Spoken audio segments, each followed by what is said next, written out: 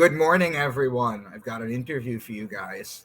I've got my good friend, I've done his podcast a few times, Stijn from Greyhorns Pagan Podcast.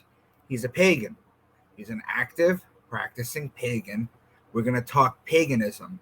We're going to go through the history of paganism, and then we're going to round out with talking about how all the little things that you see in Christianity are pagan, like the Easter Bunny, for example, and the eggs, like the tree in the house. And I can't wait to get into it, so let me just bring him on. Hey, brother. Yo, hey, what's up? Okay, Thanks for having me. Yeah, no, thanks, man. I haven't been on your show in a little while. You said you haven't been recording in a bit. Yeah, I've been busy with life and work and study. So life's gotten me crazy busy. So, but I do try and do things in the in-between times that I do have. So you're the first pagan I've had on the channel. And from our conversation on your channel when I went over my astrotheology work, that seemed to resonate with you. And I feel like everything is just like a piece of the puzzle, you know, and we're like on Earth, each of us with a little piece trying to connect it all together. You know, the more I study, the more I realize it all fits together, and especially with paganism. So take us through the history of paganism if you can, and I'll just jump in with questions if I have.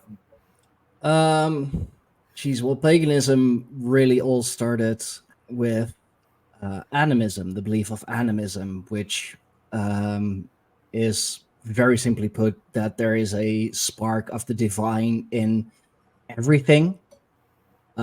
So you could say that nature was truly the first god, so therefore nature gods are the most natural gods.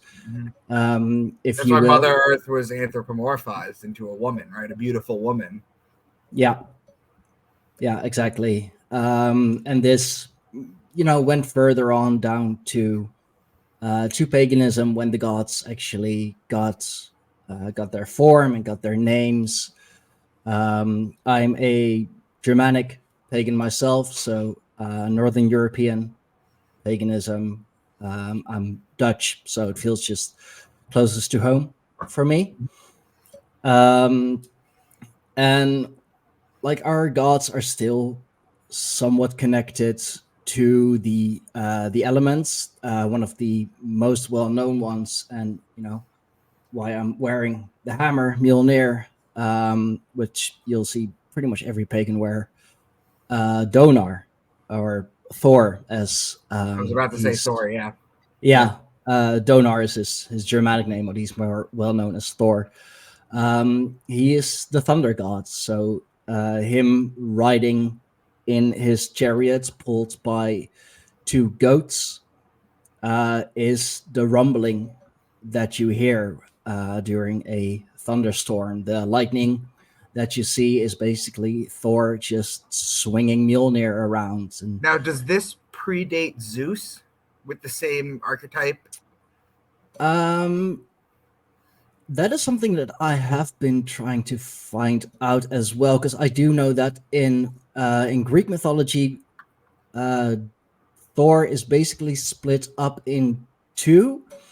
Like there's a lot of similarities between him and Hercules as well, with Donar wearing the hammer and Hercules having his club and also being the strongest of the gods, but then Zeus indeed being the thunder gods. It's just that I guess Zeus is also kind of an amalgamation of Thor and Odin, or Wotan, as he is known in the Germanic. Oh, let me show you a book countries. That I just got. Give me one. Yeah, second. sure. I just got this book in.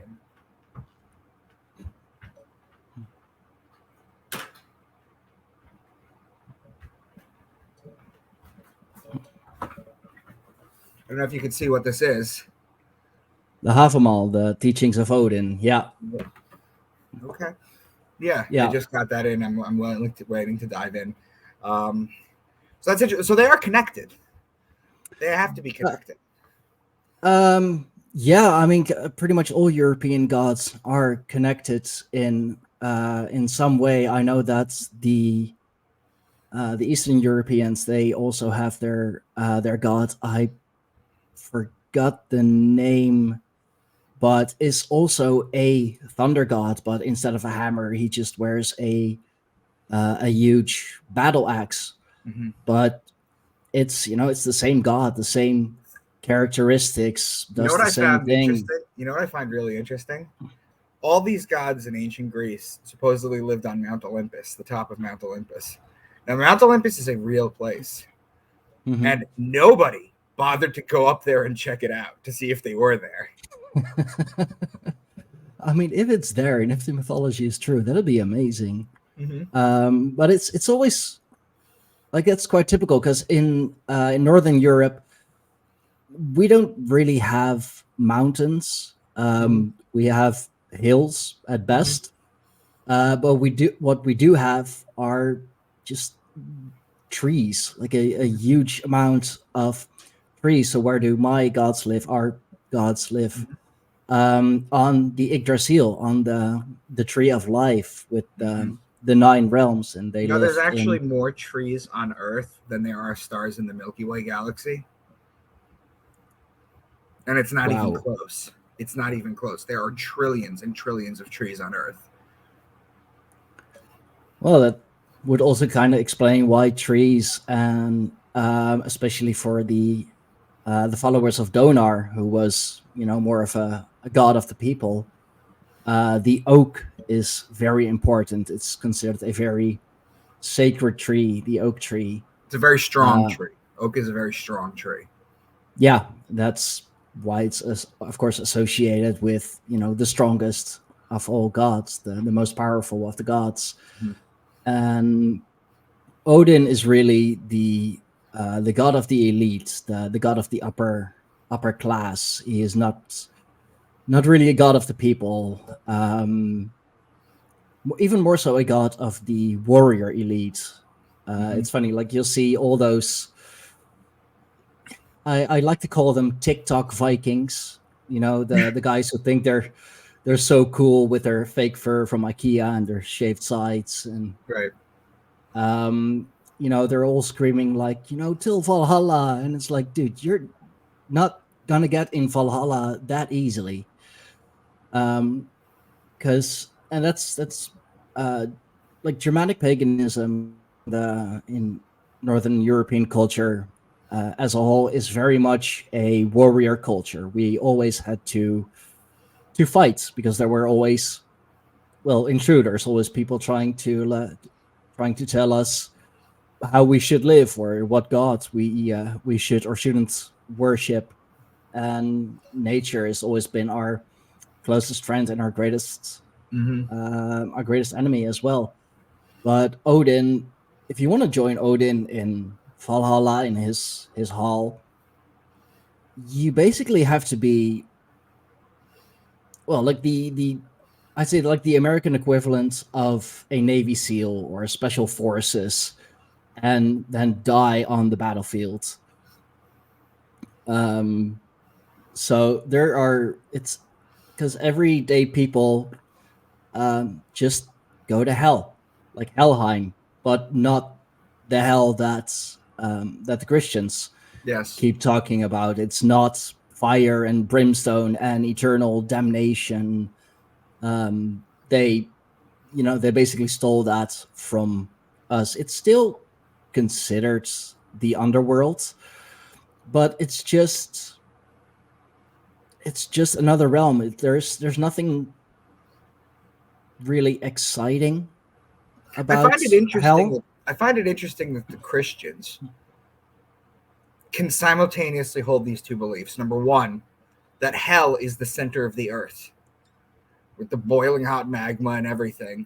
But at the same time, they believe that aliens that come from out there are also demons. Like, how do you connect those two? You know what I mean? Like, there's just flaws everywhere. Dualistic beliefs is one of their favorite pastimes, it seems. That's why paganism is also, it's just so much simpler. There's nothing really How did you get convoluted into about it? it. What were you brought up as? My parents were raised Roman Catholic, but fell off their faith at a later age.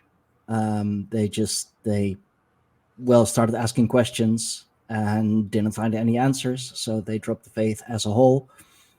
I never actively went to church. I mean, like we went with our grandmother from other sides, on the holidays, So you never went Christmas. through your sacraments. No, Okay. no, I'm a true pagan. Never been baptized or nothing. So, sorry, I am going to hell. Apparently, I mean, I probably am in both faiths. No, but paganism for me, I've always been a history buff. I always loved the stories of old. So I always had a interest for that, and for me, the catalyst really was the TV series Vikings. When I first started watching that, just it awoke something in me, like a deeper interest, something that's just felt right. And I really started doing deeper research from there. And like, of course, already knowing that certain things are pagan, like even the days of the week are named after the pagan gods. Thursday is Thor's Day. I mean, come on. Yeah, and Friday is either Frigg or Freya, both goddesses of love. It's just the one is the head of the Vanir tribe, and it's Freya, and Frigg is the wife of Odin. So going back to you not being baptized and going to hell, there was a big problem with the church because infants would die and they weren't baptized yet. So the church came up with the idea of purgatory, which is like a waiting room. It's always evolving. Yeah, no such thing in the pagan beliefs. There is no, like there's no place where you can or where you have to wait out your final judgment. No. It's just, it really depends on the life you have lived. If you have lived a honorable life, if you have lived a good life, always took care of of your family and your loved ones, you're just gonna join them in Helheim. You'll just see them there again. Which is interesting because the Christians fully believe that it's faith without works, that it's only the belief in the resurrection and the death of Jesus Christ that you go to heaven. Your works mean nothing on earth because nothing can take away your sins. So they say just faith. That's how simple as they make it for you. No, I've always found that a little too easy, a little too easy of an excuse to just not do anything. Like, you can be the most horrible person ever, as long as you have faith, you go to heaven. Sorry, that's it. Like, I don't see how that would work. It's just very contradictory.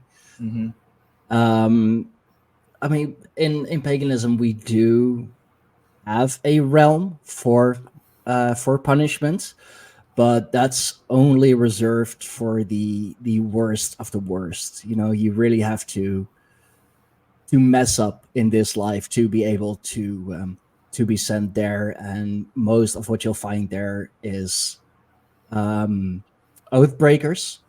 That was a huge no-no. That's a huge no-no in right, like in a man's paganism. word and everything to break it is Yeah. Like, Like, a man is only as valuable as his word is true. So if you break your oath, if you break that value, then what is your worth? So you will be sent down to Niflheim, all the way down at the roots of the Yggdrasil,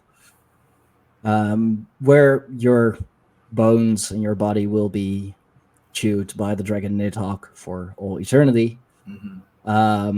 should have kept your word. Easy as that. Yep. Talk to But- me a little bit about Odin. And more specifically, I want you to give me your interpretation of his two ravens.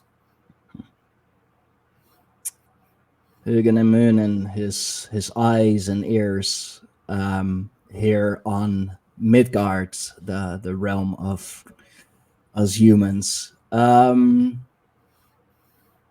they call him the All Father, but I have also heard from different sources that is more of a Christianized interpretation, like still putting him above the rest. I mean, there is no other god like Odin. He is a very powerful magic practitioner. He is considered a very left-hand path god because he really doesn't care. He'll find gnosis. He'll get the magic and the power by any means necessary, and so he did. And like I said, Odin is really a god of the aristocracy. He is he's the god of the hanged man. He's the god of the wild hunt. The one who, like, quite literally sacrificed his right eye to just get a drink, just a horn from the water of the well of Mimir to be able to gain vision into the past and into the future and the present, like being able to see it all at the same time, a feat which you and I would never be able to handle. Like, I can't imagine having to see past, present, and future like all at the same time, and like truly be all knowing in what is going to happen. Which, I mean, that's the mystery of life, right? We don't know when we're going to pass. If we all knew when we were going to pass, that's all we would ever think about. Do you know what I mean? I have this theory. I wanted to run it by you real quick to tell me what you think. Odin and the two ravens. I take that as the regret of the past and the anxiety of the future. Now, if you talk about the Christians, you have Christ, and he is flanked on either side by two thieves, right? Now, the one, it's Dismas and Gestas. One of them completely regretted his thieving ways. That's the regret of the past. And the other one tried to believe in Jesus and was anxious for his soul in the future. So I think there's a link there somewhere. I was just wondering what your thought on that would be. Oh, that's a good one. I never thought of it that way, but that could definitely be like more of an esoteric explanation. It's a good one, because ravens, they are incredibly smart birds. Yes, they are. Can mimic human speech even. There was a video I just saw of a raven, and there was a bunch of rocks on the floor, and there was a water bottle that was like half full with water, or maybe like 3/4 of the way full with water. The raven would pick up the rocks with his beak and put it in the water. And at a certain point, because it was displaced, the water would start to rise a little bit. As he would put a rock into the water, he would drink a little bit of the water to keep it level. They're brilliant animals. Oh, they're so incredibly smart, which makes sense then why the god of wisdom and the god of ultimate knowledge would choose them as their or as his eyes and ears here on Midgard. Animals play a big role in paganism, like sacred animals. They take us through that. Or just give us a couple examples, I suppose. Yeah, I mean, like the most famous one, if you want to keep it connected to Odin, is of course Sleipnir, his 8-legged horse, a child of Loki, actually. And because of Sleipnir, he is, or Odin, that is able to travel over the 9 realms. There is the two goats, who have some difficult Norse names that I'm not able to pronounce, but it's something like Nasher and Basher. I believe they are the two goats that pull Thor his chariots, and at the same time also provide nourishment for him, because he can resurrect them right away as long as he doesn't break their bones. As long as he doesn't break the bones and eat the marrow, then they provide eternal sustenance for him. There is the eagles on top of the Yggdrasil, looking out over everything, over the realms. The tiny squirrel, the Ratatoskr, who is spreading lies over the Yggdrasil, who runs the branches of the Yggdrasil and is a messenger, but like I said, spread lies between the dragon Nidhogg at the bottom, at the roots of the Yggdrasil, and the eagles on top. Froya and her cats, they're it's two Norwegian forest cats, which are incredibly beautiful creatures, big cats, but beautiful. They pull her chariots. Which is interesting because in the Bible there is not one single mention of cat, even though they derived a lot of their stuff from paganism and Egyptians, and the Egyptians revered cats. There is not one mention of a cat in the Bible. Well, you find cats all over the Mediterranean and North Africa. I mean, I know there are harbor cities in, I believe, Greece and Turkey, which are known for their just huge population of cats. It is even said that the quite literal demonization of black cats through the church has caused the Black Plague. Yes, I was literally just gonna bring that up because the Pope at the time hated cats, so he had them all killed, and that drove up the rat population, and rats carried the plague, and then they made it to the ships, and yeah, the church is responsible for the Black Plague. Yeah. But yeah, and the fox, the fox is also a very well-known and very important animal, or very sacred animal even, because he's very, very smart, very cunning. Like there's just so many, and yeah, well, of course the ravens in the story of how Sleipnir came to be. There's this stallion of a master builder who pulls all the stones from the quarry, who is actually the father of Sleipnir, and Loki is the mother. It's a weird story.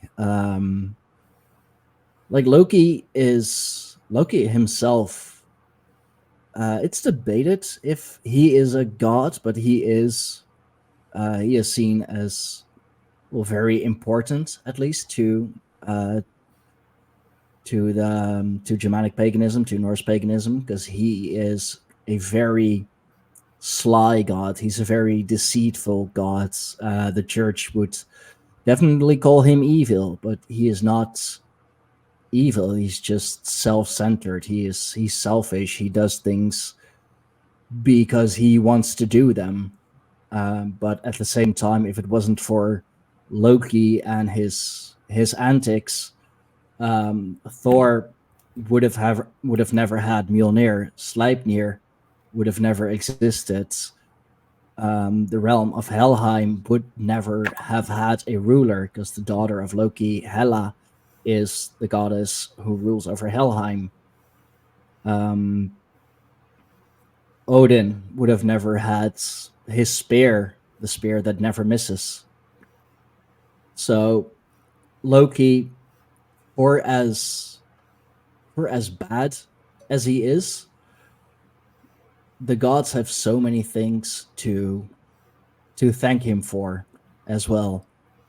Mhm. So he's very underappreciated, What do in you my think? opinion. What do you think the overall trope or moral ambiguity? Uh, how am I explaining this? What do you think the overall story of all of this? Like this all tells one large story. What do you think the message is from it? Um, I mean, it's very simple, really. Just be good, be brave, stand up to evil, but also, if need be sly, be cunning. If just and that's how um like Thor and Loki are just perfect opposites of each other, because Mm-hmm. Thor really is the god of, I'm bashing hats first and asking questions later. Well, Loki is the sly, cunning one. But they both make a perfect team where Thor, his strength, um I don't want to say fails him, but like isn't appropriate for the situation. Then Loki comes in with, his slyness and his cunningness, Mm-hmm. and which is, of course, perfect for a warrior people, a warrior faith. If brute force doesn't work, you have to be sly and you have to be cunning. But also, especially as a man, just be a man, be a good man. Love your wife, be a father for your children, teach them the right ways. um like all pretty basic stuff, really. That's more common sense, in my opinion, but that you see reflected in all the gods, What really. are some what is some literature if people are interested in understanding paganism more? What's some literature aside from this? I have them all. What is some um literature that you could suggest for people to get into? One book that I really enjoyed is from Neil Gaiman. He wrote down all the stories, the most known stories of the Norse gods, and he did it in a very good way, very entertaining and easy to digest. I have the book here somewhere, but it's the author Neil Gaiman, about the Norse gods. It's really really good book if you want to get into it. And the sagas and the Eddas, the poetic Edda, the prose Edda, the Icelandic sagas. Those are the stories of our people. Although also, who is it again? A Roman general who fought at the Teutoburg Forest. It's forget his name. Just start with the poetic Edda, the prose Edda, Neil Gaiman's book, and the Icelandic sagas. Those are the books. Those are the go-tos. Although the thing is, with the Eddas, they were written in the 13th century, so after the Christianization of Scandinavia. So do take it with a grain of salt, Mm-hmm. because they are, for how how thankful we are to Snorri Sturluson that he wrote it down. He was still a Christian, writing down This is an pagan absolute stories. perfect segue. We're about halfway through right now. Take me back to paganism during the Roman Empire and tied into why it was viewed as such a threat and what basically happened back then. Paganism, or heathenism, if you will, has always been a faith of the people.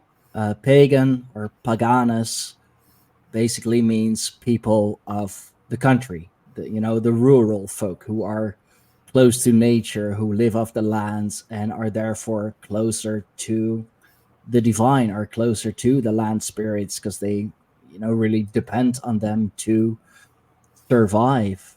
And Christianity was really a religion, and that's also where the difference is. Like paganism isn't a religion, it's a faith. But Christianity was like first rose up in the cities where where all the powerful people are, the mayor, the politicians, the people with money, and they just saw that there was so much power to be had, so much power to be gained if you had the backing of the church. It's as with most things, it's always been about either power or money or both. And that was also with the like how paganism really got its, or how Christianity made its way into Europe. It was really a power play and a lot of threats too. A lot of convert or else, which doesn't do well with the pagans. But it's funny because Roman started off pagan as well.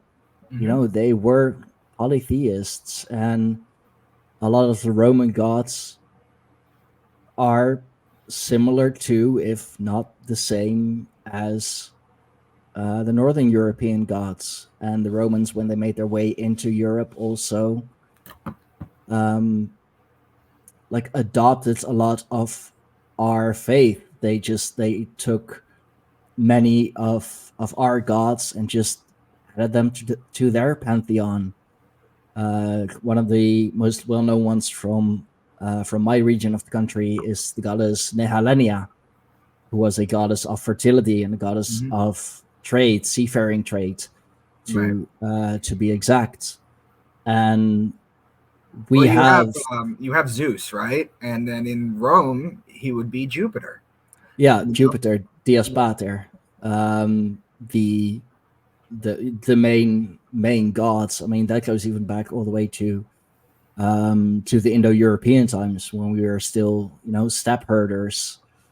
He used to be called Dies Pater, which, made its way, or eventually got Jupiter and Zeus, and like I said before, combine Zeus and Hercules or Heracles, and you basically have Thor. And it was in Roman pagan times when so many discoveries were made, when they did so many things. Like the Romans had a god for everything, really. A god of the home. If you crossed the if you stepped into someone's house, always step in with your right foot first, and like go in one step. Don't not on the cross, like not just because right, it's the clean side. And if you step on the like the border, you'll angry, or you'll make that god angry. They had like over 200 different kinds of gods, and that's not even talking about land spirits that they may or may not have adopted from Northern European paganism.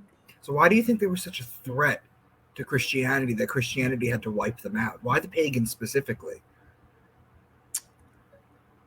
I mean, you're extrapolating your thoughts on this, so I'm just wondering, based on your knowledge of history. Because I'd say because there was no value to be had for us converting to Christianity. Like, we had a good life. We had our gods. There was no need for us to, be saved or or whatever.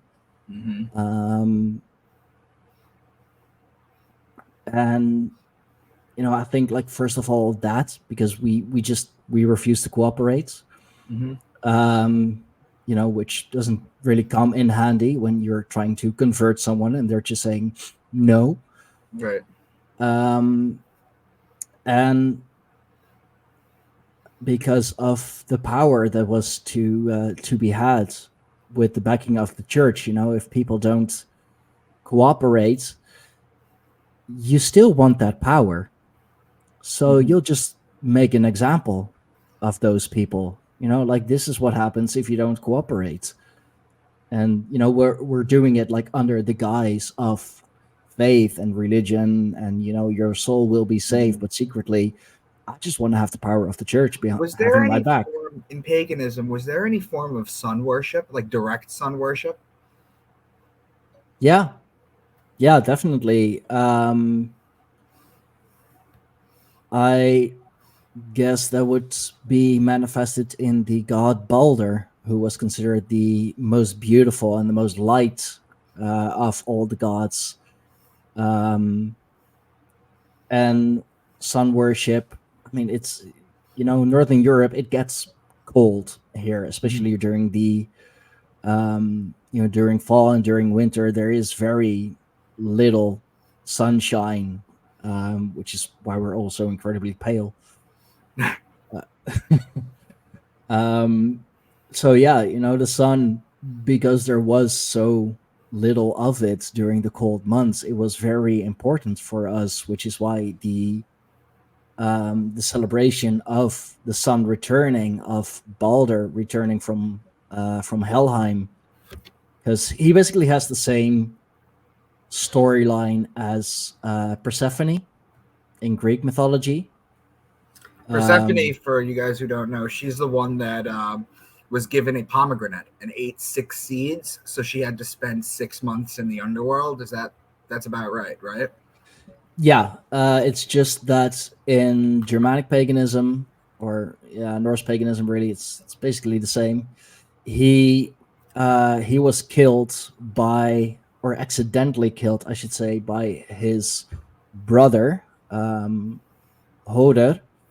the blind god.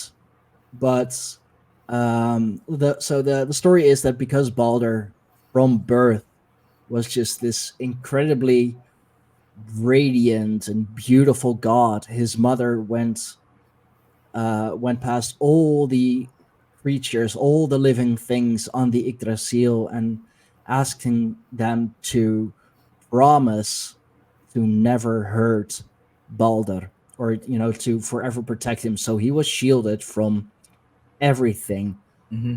except for mistletoe, because his mother was like, it's mistletoe. Like, what's it gonna do?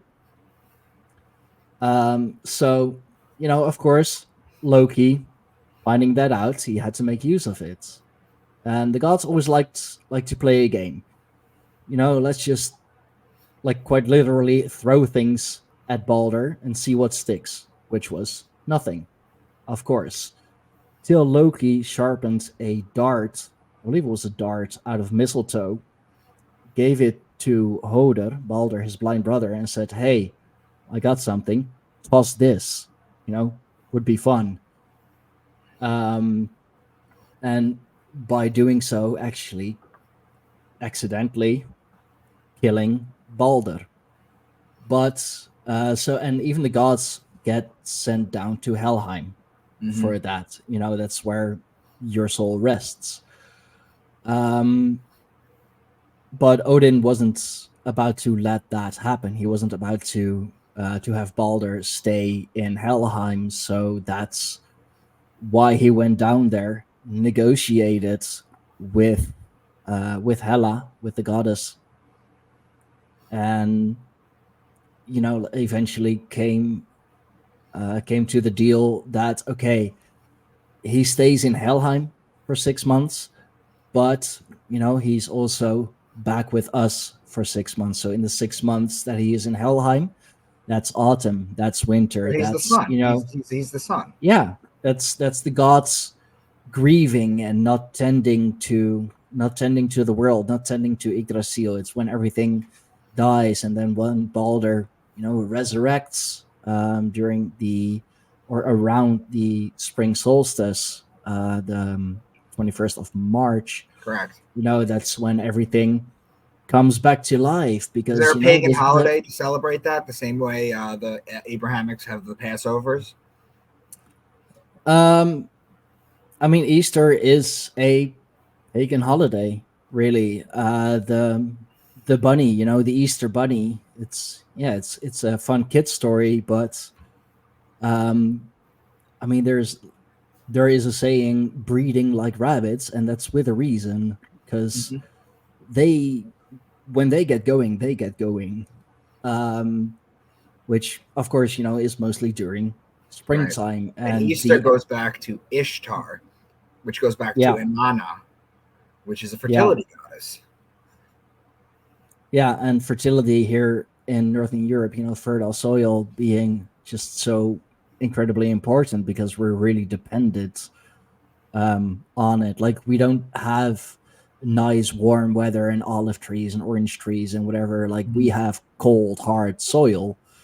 So fertility and keeping the ground fertile is so incredibly important to us, which is why the summer solstice or spring solstice and summer solstice are just spring equinox. Yeah, they're celebrated in a huge way, because Earth is coming back to life. Balder is returning to the gods, and the egg just always having been like the symbol of fertility. It's how everything began. It's the woman's egg. It's the woman's egg. They knew this. It's the cosmic egg, even, where in Greek mythology, the egg of life in sacred geometry. Yeah. It's all the same thing. It's telling the same story. Yeah. So since you brought up mistletoe, which ties into Christmas with the tree in the house, let's go into some of the things that the Christians have stolen from the pagans that people might not know about. So I'm just going to give you the floor with this. Okay. Of course, with Christmas, which never really had to do anything to do with Christ in the first place, that was the ancient celebration of Saturnalia in Roman paganism, Saturn worship, and we know it here in Northern Europe as Yule, the days of Yule. The 12 days of Christmas used to be really the 12 days of Yule. It's the Yuletide log, like they keep this stuff.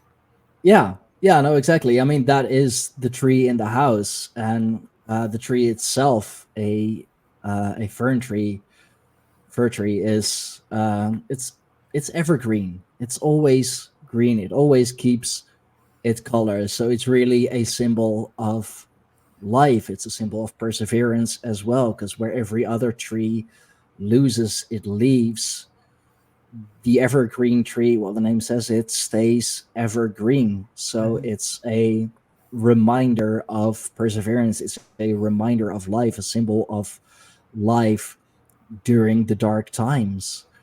And also the Yule log, indeed, burning for 12 days.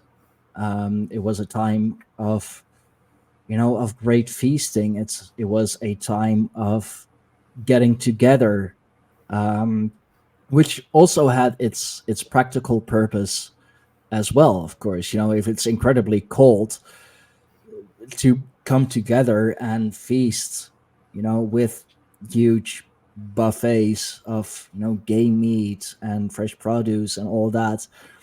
It was a way of staying warm. It was in front of the fire, nonetheless. Yeah, it was a way of staying warm. It was a way of keeping yourself and keeping your family happy and satisfied, because also with there being very little sunlight and the nights being so incredibly long, you get depressed really easy due to a lack of serotonin.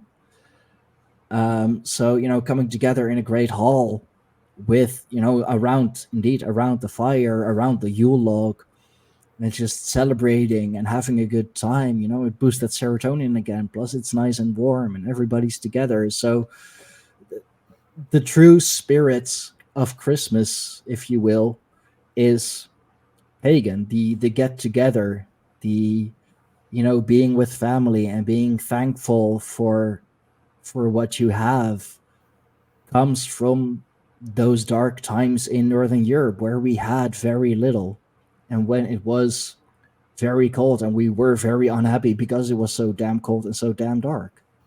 Yeah. So we've touched base on Easter, the Easter Bunny. We've touched base on the mistletoe, which we've tied into pagan with Boulder. We've touched base on the Christmas tree in the house, the Yule log. Are there any others that you could think of? Any other holidays? The one we just had, Halloween or Samhain, which is like incredibly important because that is when the veil between this life and the afterlife is at its thinnest. It's a time where you give thanks to your ancestors because they are much more easily available, much more easily to communicate with. It is the time of the dead, really, because that's also the time when the nights are getting longer, so the darkness increases. It's interesting too, because if you have the zodiac, all 12 signs, right, and then you put a cross for the solstices and the equinoxes, and then you put an X through there, they're called cross quarter days, and Samhain or Halloween is one of the 4 cross quarter days. Yeah. And before Halloween, you have Mabon, the harvest feast. It's late September. It's like quite literally the time of the harvest. And then with Samhain, you celebrate the life of the ancestors. Even all the way in the Latin American countries, it is known as Días de los Muertos, the Day of the Dead. Where they literally dig them up and parade them around town. I mean, we I'm don't. not saying you do. I'm just saying. No, we don't do that. We don't go that far. But we do have our altars. We have our own ofrendas, if you will. Our places where we give thanks, where we worship the gods, where we give thanks to our ancestors. But like that's just an altar where the most important things are on. Like we don't need a giant stone building where we go to every Sunday to give thanks to our lords. Like we don't need that, because our gods are nature gods. So if we want to praise the gods, if we want to feel close to gods, to the gods, I mean, it's become a meme, but we touch grass. Yeah. And for people who think that are watching that, or who might be interested in learning about this but think it's silly to have multiple gods, let me remind you that the first line of the Bible is Bereshit bara Elohim et hashamayim ve'et haaretz. Elohim, in the beginning, God created the heavens and the earth. However, Elohim, El was God. Ohim is putting an S at the end of it. It's multiple gods. Yahweh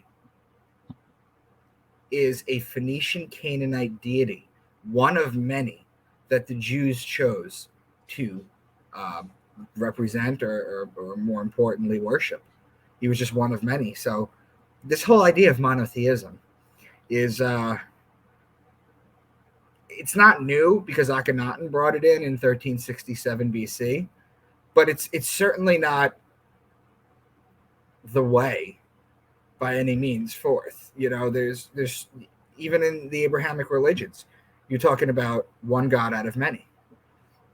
Yeah, and you see that especially reflected in Catholicism, where they are now all saints or considered saints, but they're revered as gods in of themselves. I mean, with some, like the goddess Bridget, of course, who is a Irish goddess, they didn't even change her name. They just changed her backstory up a little bit so that it has to do with, the birth of Christ and not, whatever her actual backstory was. But they didn't even bother changing her name. It's now, instead of the goddess Bridget, she is Saint Bridget. Mm-hmm. Yeah. You'll find that all over the place. So we've got about 10 minutes left, or about like 5-10 minutes left. I'm just going to let you share whatever you feel like sharing about paganism. I'll just let you go. Just tell me why you resonate so hard with it. Well, it also very much has to do with where I'm from, of course. I am Dutch. I am Northern European, so the old gods, I feel it's appropriate. It's more appropriate. I'm not a like a Christian bashing pagan. There are too many of those already, unfortunately, that are that call themselves pagan but are basically just anti-Christ. But paganism is the one thing that keeps coming up and that every Christian goes to, is that it is a bad religion, that we are devil worshippers, that we are atheists even, which is very ironic, as how do you believe in nothing if we literally have multiple gods? The word pagan has been made into a dirty word. It's the same as every non-Roman being a barbarian. It's a lesser kind. But I mean, if anything, we have more respect. We have deeper values than most Christians. Like, we do not fear our gods. We don't need to fear our gods to be a good man, to be a good person. We have respect for each other. We do see the values in living a traditional life, because that's quite literally how we got here. Like, if it wasn't for our parents getting together, mom and dad having a baby, and well, voila, here we are. So pagan living is very traditional living. And I can't wrap my head around the Christians constantly saying, oh, all your gods, they're not gods, they're just demons trying to pretend to be gods. That's the one thing that keeps irking me so bad, because the demons are out there, but they're supposed to be from hell, right? Like, yeah, they're out there, and they're down there or something. I don't know. As above, so below. Yep. Which as is above, so below, by the way, is not an evil saying. It just means that what's playing out in the heavens is playing out here. Which is also a very pagan concept in of itself, because we try to model our lives after the gods, after how the gods lived. It's just, we're mortal men, or, in this flesh suit, at least. So we have to do things a little bit differently. But that's what our stories are for. That's why storytelling is so important and so big in our culture, in our faith. It's why we don't have a pagan Bible, if you will. The Havamal is really a good book, but it's the teachings of Odin. He's not telling you what you should or shouldn't do. He's just saying and telling the stories of how he became the god that he is. And if you want to model your life after Odin, after his trials and tribulations, hanging from the windswept tree and sacrificing his eye, go do that. If you feel that is right, go do that. It's really as easy as that, but we're not evil. We're good people. If anything, you know we're better than most Christians because we Right. don't bash. And yeah, just think about it when you're together with the family around the table, having yourself a good hearty Christmas meal. Think about the origins. Think about where it came from, and it's do your own research. Read some of the books. Find some of the creators that do like such deep research. Edith Harriger survived the jive. Even Thomas Sheridan is a really good one as well. Like there are so many pagan scholars, and like we are just reconnecting with our faith. We are reconnecting with our heritage. We are nowhere near where we should be or where we were yet, which is also because we had a storytelling society. We didn't write things down. Right. It wasn't until the Romans actually invaded Europe that things started to be written down. I mean, we had no need for it. My grandfather tells my father the stories of the gods. My father tells me the stories of the gods. I tell my son the stories of the gods, and that's how it gets passed down. But in these modern days, like I am thankful for the Christian scholars, for the Christian writers who did write our stories down, because if it wasn't for them, we wouldn't have any written sources at all. Which is which would have made my life very different. And I can definitely say that if it wasn't for my faith, if it wasn't for my gods, I wouldn't be who I am today. I wouldn't do what I do today.